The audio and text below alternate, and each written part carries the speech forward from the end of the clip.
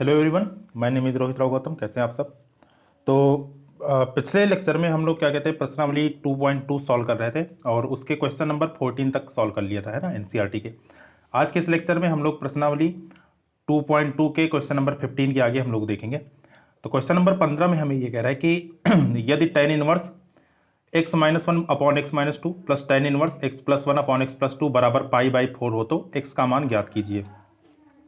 ठीक, तो देखो यहाँ पे सबसे पहले अगर हम ये क्वेश्चन देखें, है ना, तो इसके लेफ्ट हैंड साइड में हमें tan इनवर्स x और tan इनवर्स y वाली फीलिंग आ रही है। ठीक है, तो जब भी आपका दो बार tan इनवर्स लिखा हो, है ना, मतलब जैसे एक बार यहाँ पे एक बार यहाँ पे, तो लगभग सभी क्वेश्चन में हमारा ये वाला फार्मूला लगता है। कौन सा? tan inverse x plus tan inverse y वाला, है ना। तो ये सूत्र हमें क्या बताता है कि tan inverse x plus tan inverse y बराबर किसके होता है? tan inverse x plus y upon 1 minus x into y के। तो इधर ये जो लेफ्ट हैंड साइड है, ठीक है, इस लेफ्ट हैंड साइड वाले पोर्शन में हम लोग ये वाला फार्मूला यूज करेंगे।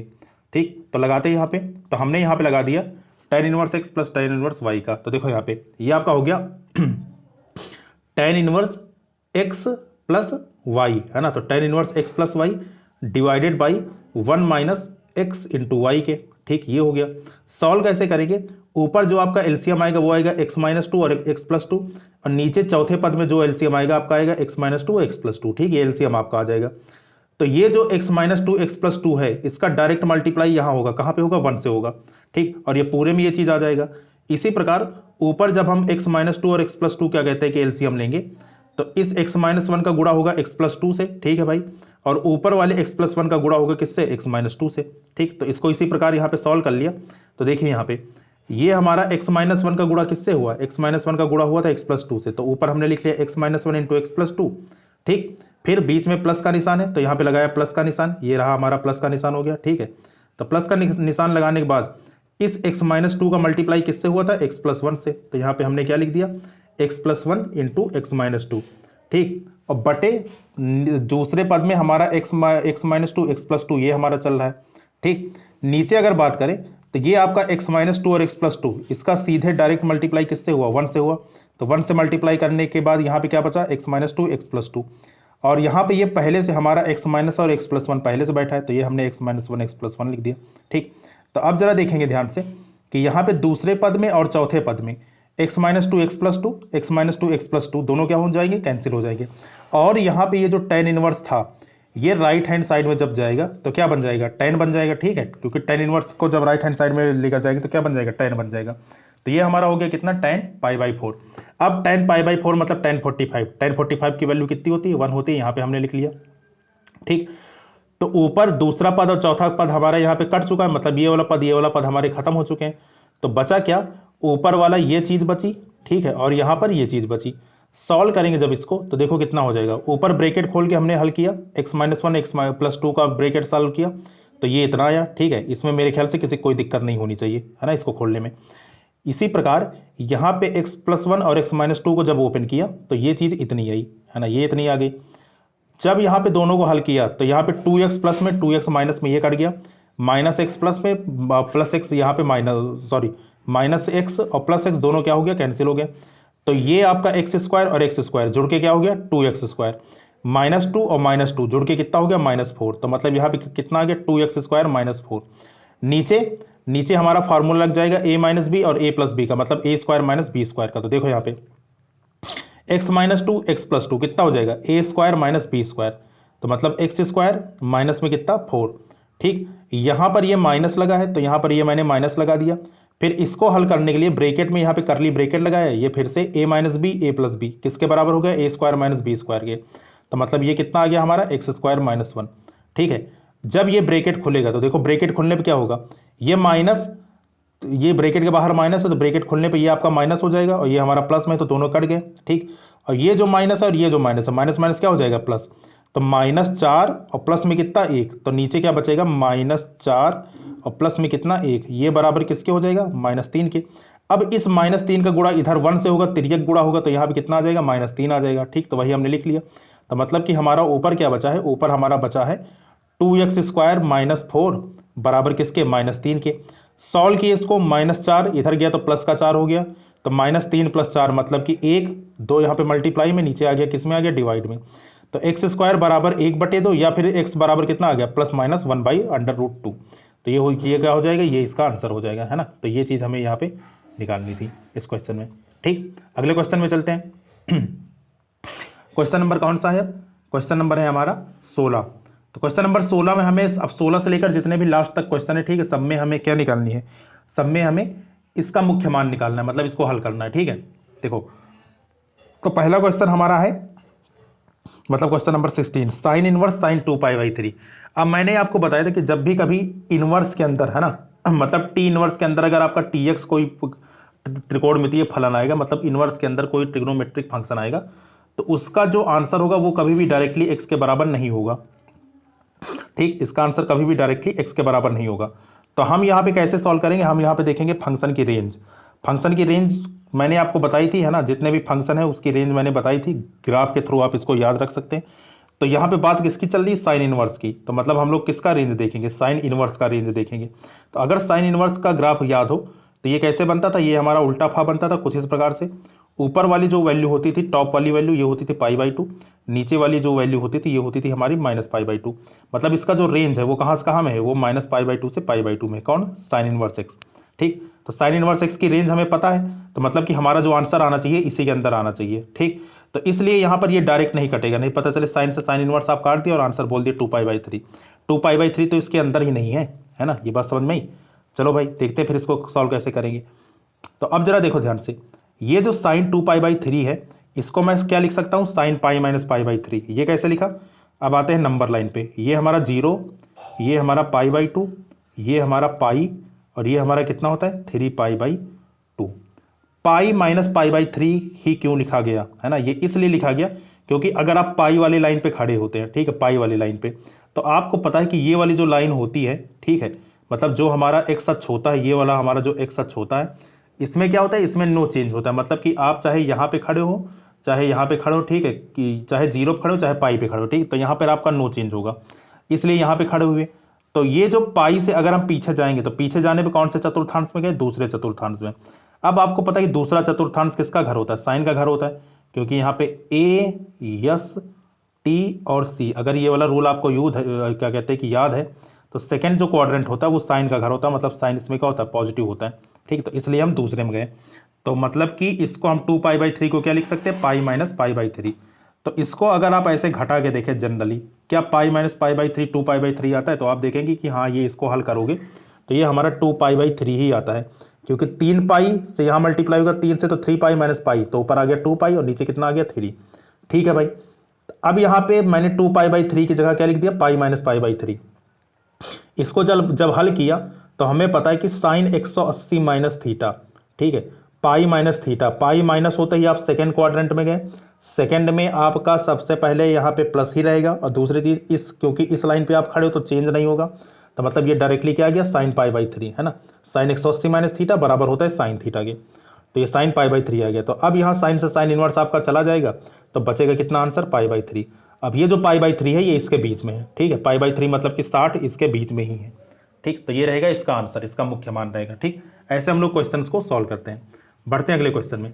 नेक्स्ट क्वेश्चन है हमारा क्वेश्चन नंबर 17। ठीक है, तो देखो यहाँ पे क्वेश्चन नंबर 17 में हमें निकालना है tan इनवर्स tan 3π/4 का मान निकालना है। तो tan कहां से कहां में डिफाइंड है, -π/2 से π/2 में, लेकिन ये हमारा ओपन ब्रैकेट है और वहां पे क्या था, क्लोज्ड ब्रैकेट है। तो tan का अगर हम ग्राफ देखें तो tan का ग्राफ कैसे होता है, लेटा हुआ, है ना, tan इनवर्स x का। तो tan इनवर्स x के अगर ग्राफ की बात करें, ठीक है, तो ये कैसा होगा, ये हमारा हो जाएगा लेटा हुआ फा इसका। एक मिनट, ठीक, ये यहाँ से स्टार्ट होके ये कुछ ऐसे जाता है ना, ये वाली जो वैल्यू होती है और एक वैल्यू हमारी यहाँ पे ये वाली होती है, नीचे वाली जो वैल्यू होती है ये हमारी होती है कितनी, -π/2, मतलब कि ये वाली रेखा। ठीक है, यहाँ पर ये होता है हमारा -π/2 और ऊपर वाला होता है हमारा प्लस का π/2। तो मतलब कि जो इसका रेंज होगा वो कहाँ से कहाँ में होगा, -π/2 से π/2 में होगा। ठीक, तो ये यहाँ पे हम लोग इस तरीके से इसको सॉल्व करते हैं। अब जरा देखिए इसके बाद,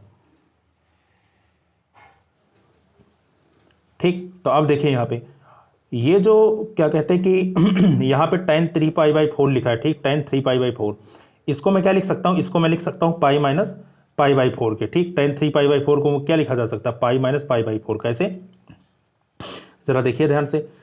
जब इस 4 का गुणा यहाँ पे होगा तो 4 एकन्नम कितना होगा, 4, 4 में से एक गया कितना, 3, तो मतलब कि हमारा आंसर कितना आ जाएगा, 3 पाई/4। अब आप कहाँ पे खड़े हैं, 180 वाली लाइन पे खड़े हैं, ठीक है। ये 0, ये पाई/2, ये पाई, और ये आपका 3 पाई/2, ठीक। ये ऐसे हमारा बना है। तो आप पाई से पीछे जब जाओगे तो किसके घर में आओगे, साइन के घर में आओगे। तो साइन के घर में आते ही ये कैसा देगा, ये सबसे पहले निगेटिव साइन देगा, है ना, माइनस आपका दे देगा। तो कितना आ गया यहाँ पे, -tan पाई/4, ठीक। तो ये हमारा आ चुका है। तो यहाँ पर हमने क्या लिख लिया, tan 180 माइनस थीटा होता है माइनस का tan थीटा, तो ये हमने यहाँ पे लिख लिया। अब हमें एक रूल और पता है, कौन सा रूल पता है, कि ये जो हमारा क्या कहते हैं कि tan इनवर्स के अंदर अगर कभी भी माइनस आए तो वो किसके बराबर होता है, माइनस के tan इनवर्स x के, ये भी आपको सिखाया गया। तो ये जो माइनस है ये आ जाएगा बाहर, ठीक है। तो ये माइनस हमारा बाहर आ चुका है इस सूत्र की मदद से।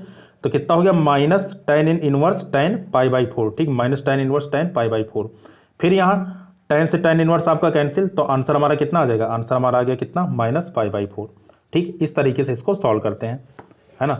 तो यहाँ पे आप देखिए जो पाई/4 मतलब -45 इसके बीच में भी है, तो यही हमारा क्या हो जाएगा, आंसर हो जाएगा, है ना। चलो अगला क्वेश्चन देखते हैं, नंबर 18। तो क्वेश्चन नंबर 18 में यहाँ पे ये कह रहा है कि हमें जो वैल्यू निकालनी है वो किसकी वैल्यू निकालनी है, वो हमें वैल्यू निकालनी है tan, ब्रैकेट में दिया sine inverse 3/5 plus cot inverse 3/2, ठीक है। तो देखो यहाँ पे कभी भी इस टाइप का क्वेश्चन मिले कि बाहर कोई त्रिकोणमितीय फंक्शन और अंदर आपके अलग अलग इनवर्स फंक्शन दिए हों, ठीक है, तो ऐसे क्वेश्चन करने का तरीका हमारा ये होता है कि ये जो अंदर आपके जो भी इनवर्स ट्रिगो फंक्शन आपके दिए हों उसको बाहर वाले के हिसाब से चेंज कर लो। बाहर वाले के हिसाब से चेंज करने का मतलब ये हुआ कि जैसे बाहर आपको दिख रहा है कि tan में हमें मामला दिया गया है, तो अगर tan में मामला दिया है तो अंदर वाला इस पूरे, है ना, सबको भी हम tan में बनाने की कोशिश करेंगे कि ये किसी तरीके से tan इनवर्स में बन जाए, जिससे कि बाहर वाला tan और अंदर वाला tan इनवर्स आपस में क्या हो, कट जाए, ठीक। इस तरीके से हम क्वेश्चन सॉल्व करते हैं।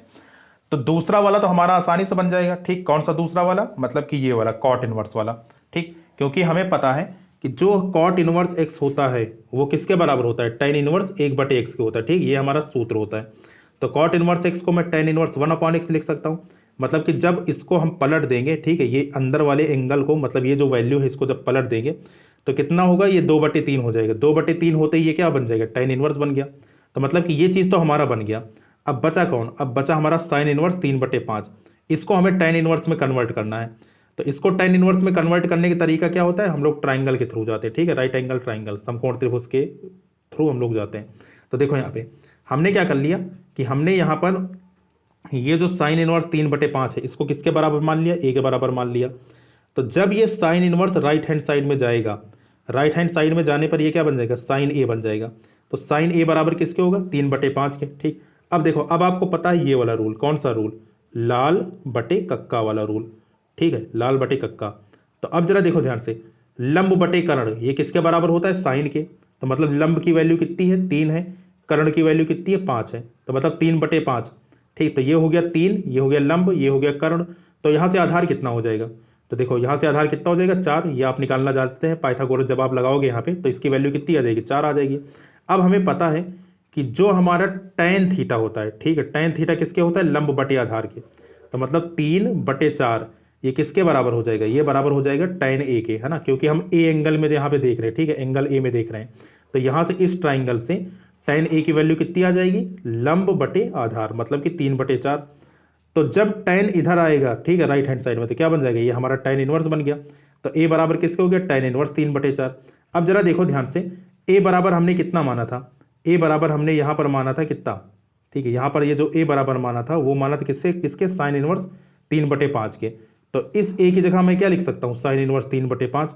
तो यहाँ पे फिर जब a की जगह साइन इनवर्स 3/5 रखा तो मतलब कि साइन इनवर्स 3/5 की जगह आप कौन आ गया, tan इनवर्स 3/4, है ना। तो ये वैल्यू आ गई। तो हमने क्या किया, क्या कर लिया कि साइन इनवर्स 3/5 को tan इनवर्स 3/4 में कन्वर्ट कर लिया, ठीक। तो अब इस जगह पर, है ना, यहां पर मैं क्या लिख सकता हूं, यहां पे डायरेक्टली लिख सकता हूं कितना, tan इनवर्स 3/4, ठीक है, रखते हैं भाई यहां पे। तो जब यहां पे आप रखोगे तो देखो ये कितना होगा, ये हमारा हो जाएगा, ठीक। देखो तो यहां पर हमने जो समीकरण 1 माना था उसमें रख दिया, तो tan साइन की जगह यहां पे tan inverse 3/4 plus tan inverse 2/3, ये पहले ही हो चुका था। अब यहाँ पर आपको tan inverse x plus tan inverse y वाली फिर से फीलिंग आ रही होगी। तो tan inverse x plus tan inverse y का फॉर्मूला क्या होता है, tan inverse x plus y और बटे कितना 1 माइनस एक्स इंटू वाई। ठीक है, तो हमने यहाँ पर tan inverse x plus tan inverse y का फार्मूला लगा लिया। एलसीएम वगैरह लेकर सॉल्व किया तो 3 से गुणा इधर, 4 से गुणा इधर, तो 3 त्रिक 9, 4 दूनी 8 बटे नीचे इन दोनों का गुणा तो कितना हो गया, 4 3 12 हो गया। इसी प्रकार नीचे इस 4 3 12 का गुणा 1 से, तो 12 का नम 12 माइनस 3 दूनी 6, तो यहाँ पे 3 दूनी 6 और बटे में कितना 12। तो देखो यहाँ पे ये दूसरे पद में और ये जो चौथे पद में, ठीक है, ये 12 और 12 ये दोनों क्या हो गए, कैंसिल हो गए। ठीक, दूसरे चौथे पद में 12 और 12 कैंसिल हो गए। तब तक ये tan से tan इनवर्स भी आपका कट चुका है। तो ऊपर कितना बचा, 9 8 17 और नीचे कितना बचा, 12 में से 6 गया 6। तो मतलब इसका आंसर कितना आ जाएगा, इसका आंसर आ जाएगा 17/6। तो यही हमारा क्या हो गया, इस क्वेश्चन का आंसर हो गया। ठीक, ऐसे हम लोग करते हैं इसको। चलो अगला क्वेश्चन देखते हैं। क्वेश्चन नंबर 19 में चलते हैं, है ना। तो क्वेश्चन नंबर 19 में हमें वैल्यू निकालनी किसकी, कॉस इनवर्स कॉस 7π/6 की। सबसे पहले इस टाइप का क्वेश्चन आते ही, है ना, तुरंत हमें सबसे पहले रेंज देखनी है। जो यहाँ पे इनवर्स फंक्शन दिया गया है इसकी रेंज हम लोग देखते हैं। तो कॉस इनवर्स की रेंज कितनी होती है, 0 से पाई, है ना। याद करने का तरीका मैंने इसको बताया था, ठीक है, कि जो कॉस इनवर्स का ग्राफ है वो कैसा बनता है, वो हमारा सीधा फा बनता है।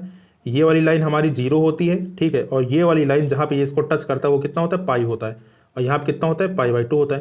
तो मतलब कॉस इनवर्स कहाँ से कहाँ में है, ये आपका 0 से पाई में है। ठीक, तो इसका मतलब क्या हुआ, इसका मतलब ये हुआ कि जो हमारा आंसर आएगा वो कहाँ से कहाँ में आएगा, 0 से पाई में आएगा।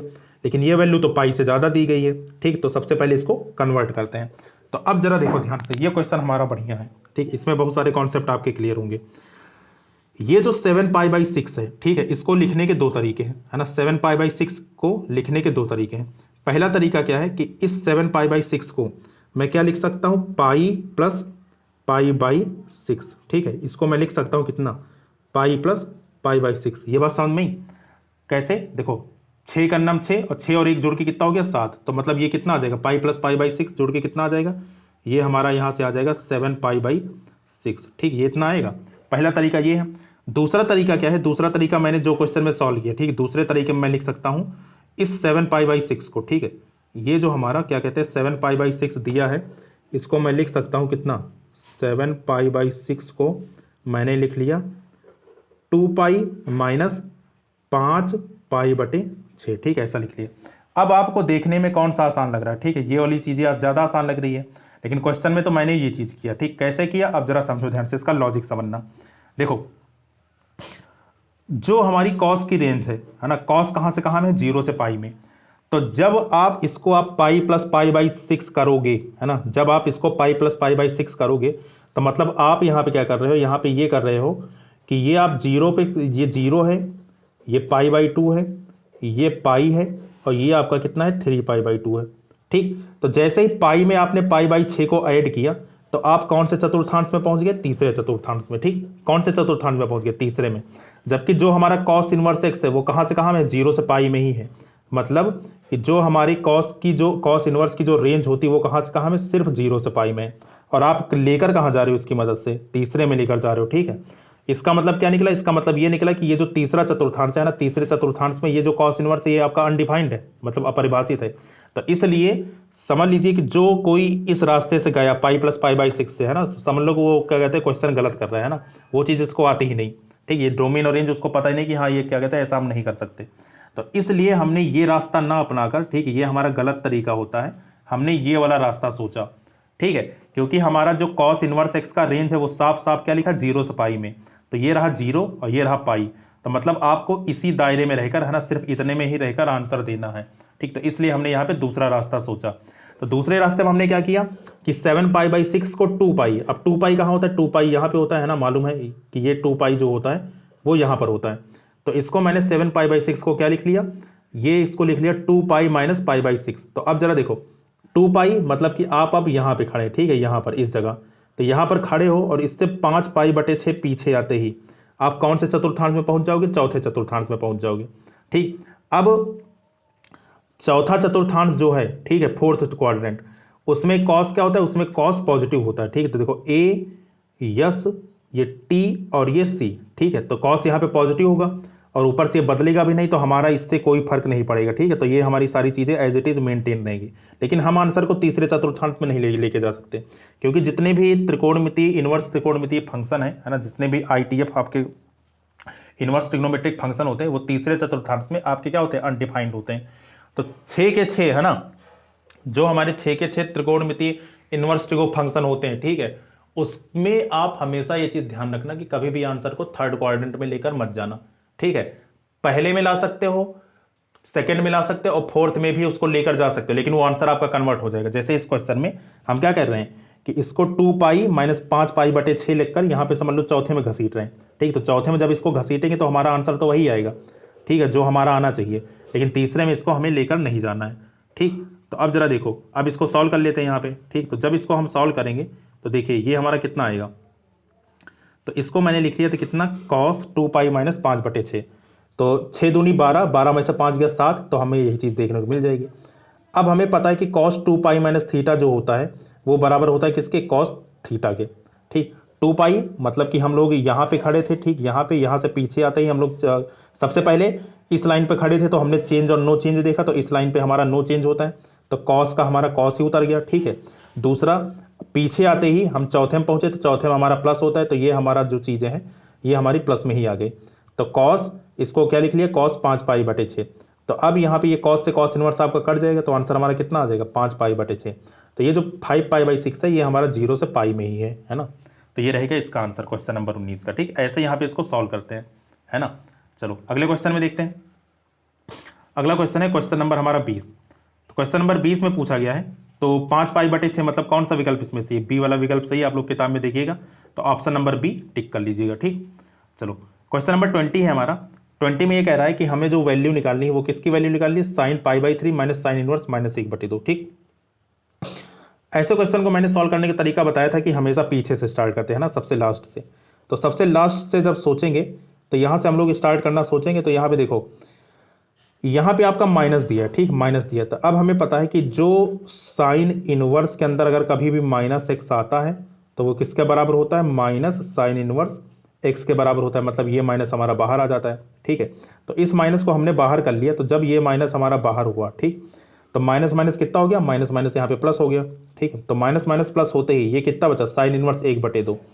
अब हमें पता है कि साइन में 1/2 कहाँ पे आता है, पाई बाई 6 पे आता है। पाई बाई 6 का मतलब कितना हुआ, साइन 30 पे, ठीक। तो इसको मैंने क्या लिख लिया, 1/2 की जगह मैंने लिख लिया साइन पाई बाई 6।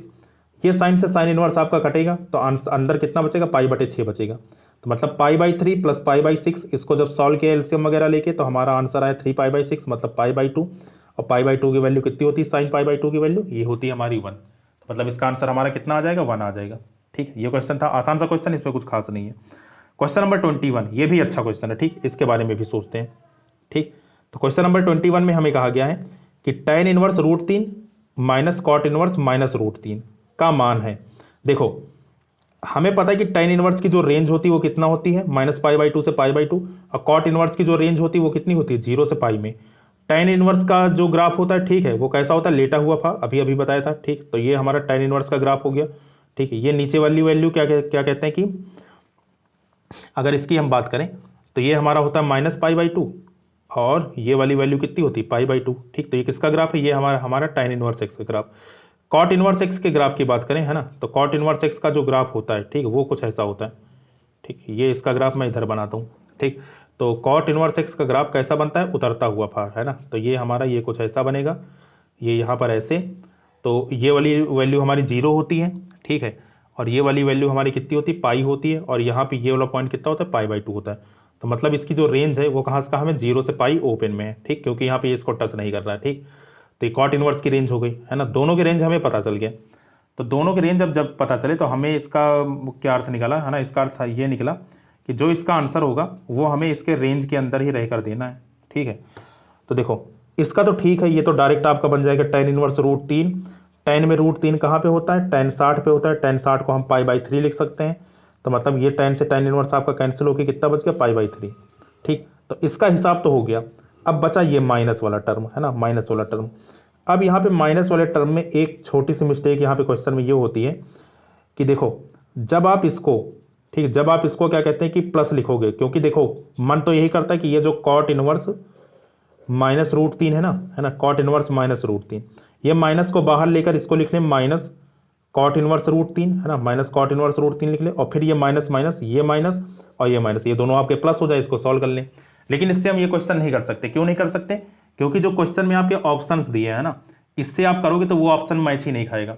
ठीक है, क्योंकि क्वेश्चन में आपके 4 ऑप्शन दिए हैं, आप इस तरीके से करके देखना, यहां से जो आंसर आएगा वो ऑप्शन में उपलब्ध, मतलब जो क्वेश्चन में आपका ऑप्शन उपलब्ध है उससे मैच नहीं करेगा। ठीक, तो हम लोग क्या करते हैं, हम लोगों ने फिर यहाँ पे दूसरा तरीका सोचा। ठीक है, तो दूसरा तरीका सोचने का तात्पर्य ये है कि हमें जो आंसर दिया है ऑप्शन में, उसी के तहत उसी के दायरे में रहकर आंसर देंगे। तो हमने क्या किया कि ये जो कॉट इनवर्स -√3 था, इसको मैंने लिख लिया है ना, ये माइनस आपका अभी तक लेकर चले, और ये √3 को क्या लिख लिया, कॉट π/6, क्योंकि हमें पता है कि कॉट π/6 मतलब कॉट 30 का मान कितना होता है, √3 होता है। तो इस √3 की जगह मैंने π/6 लिख लिया। अब जरा देखो ध्यान से, ये जो माइनस कॉट π/6 है ना, ये जो यहाँ पे हमारा लिखा माइनस कॉट π/6, तो इसको मैंने लिख लिया कितना, इसको मैंने लिखा कॉट पाई माइनस π/6 है ना, तो इसको मैंने लिख लिया कॉट पाई माइनस π/6। कैसे? क्योंकि कॉट 180 माइनस थीटा किसके बराबर होता है, माइनस के कॉट थीटा के। ठीक, कॉट 180 माइनस थीटा माइनस के कॉट थीटा के बराबर होता है। ठीक, तो इस माइनस को एडजस्ट करने के लिए है ना, इस माइनस को एडजस्ट करने के लिए मैंने इतनी की जगह सॉल्व करके क्या लिखा, इसको लिखा कॉट पाई माइनस π/6। ठीक, तो जब मैंने इसको कॉट पाई माइनस π/6 लिखा, तो अब जरा देखिए ध्यान से, इसको हल करेंगे, पाई माइनस π/6 कितना आएगा, 5π/6 है ना। जब आप पाई माइनस π/6 को हल करोगे तो 6 का नम 6 में से गया 5, तो कितना आ गया, 5π/6। ठीक, तो हमने यहाँ पे कितना लिख लिया, कॉट 5π/6। तो अब देखिए यहाँ पे ध्यान से, इसको मैंने लिख लिया कितना, कॉट 5π/6। तो मतलब ये हमारा आ चुका कॉट 5π/6। अब बाकी ये जो हमारा क्या कहते हैं कि √3 π/3 है, ये तो हमारा चल ही रहा है पहले से। तो क्या होगा, कॉट से कॉट इनवर्स आपका कैंसिल हो जाएगा, बचेगी कितना, π/3 माइनस 5π/6। एलसीएम वगैरह लेकर सॉल्व करेंगे तो इसका जो आंसर आएगा वो कितना आएगा, -π/2। -π/2 मतलब कि कौन सा ऑप्शन यहाँ पे सही है, ऑप्शन नंबर बी आपका मैच कर रहा था। ठीक है, तो इस तरीके से हम लोग क्वेश्चन सोचेंगे। यहाँ पर खाली एक चीज यही डाउट बचती है ना लोगों का, कि सर यहाँ पे माइनस को क्यों नहीं निकाला, माइनस इसलिए नहीं निकाला क्योंकि हमारे ऑप्शन में वैल्यू नहीं दी गई उस हिसाब से। ठीक, तो इसलिए हमने यहाँ पे दूसरा रास्ता सोचा। ठीक, तो ट्रिकी क्वेश्चन था, अच्छा क्वेश्चन है ना। इस प्रकार से प्रश्नावली 2.2 भी समाप्त हो गई। अगले एक्सरसाइज में हम लोग इसकी विविध प्रश्नावली देखेंगे है ना, और इसके साथ ही आईटीएफ का ये कार्यक्रम कंप्लीट हो जाएगा। तो मतलब एक लास्ट लेक्चर आना बाकी है जो कि आ जाएगा। ठीक है, उसके बाद फिर हम क्या कहते हैं नेक्स्ट टॉपिक की ओर मूव करेंगे। ठीक, तो बाकी आज के लिए इतना ही रखते हैं ना। बाकी ये एक्सरसाइज हमारी कंप्लीट हुई और इसको आप रिवाइज कर लीजिएगा। तब तक के लिए मिलते हैं नेक्स्ट सेशन में है ना। तब तक के लिए आप लोग पढ़ते रहिए, मस्त रहिए। Thank you so much.